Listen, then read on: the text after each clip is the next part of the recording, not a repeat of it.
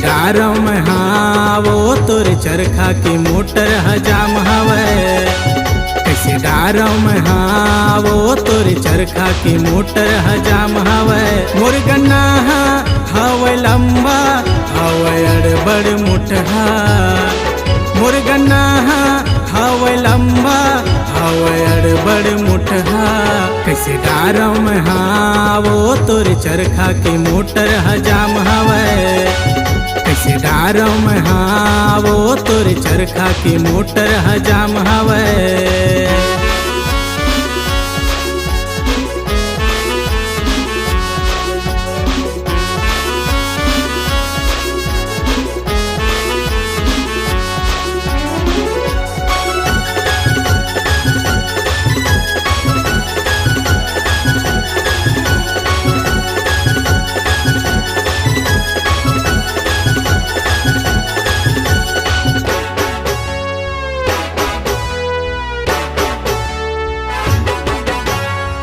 गिर डलवाले नीचे ऊपर कर लेना वो तय सेटिंग।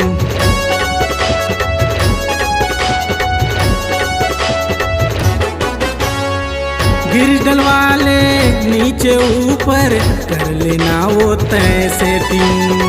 कतु डलवाले मोट गन्ना नहीं करवाही कस्टमर लवेटिंग। कैसे गारव में वो तोर चरखा की मोटर हजाम हवे।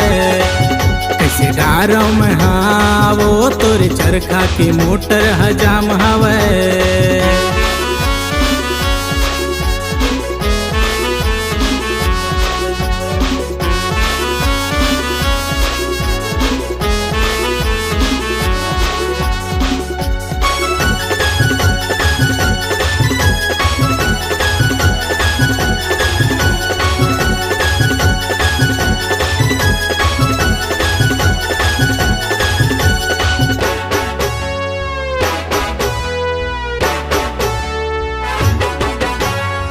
तोर मशीन हवे ढीला नट बुलट लाना थोकिन।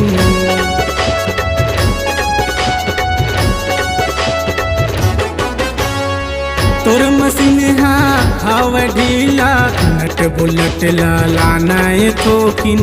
मोर कसेले ढील नहीं जान पाना लाना गौकिन। कैसे गारव में वो तोर चरखा की मोटर हजाम हवे। कैसे गारव में वो तोर चरखा की मोटर हजाम हवे। मोर गन्ना हवे लंबा हवे अड़बड़ मुठहा। मोर गन्ना हवे लंबा हवे अड़बड़ मुठहा। कैसे गारव में वो तोर चरखा की मोटर हजाम हवे। कैसे गारव में वो तोर चरखा की मोटर हजाम हवे। कैसे गारव में वो तोर चरखा की मोटर हजाम हवे।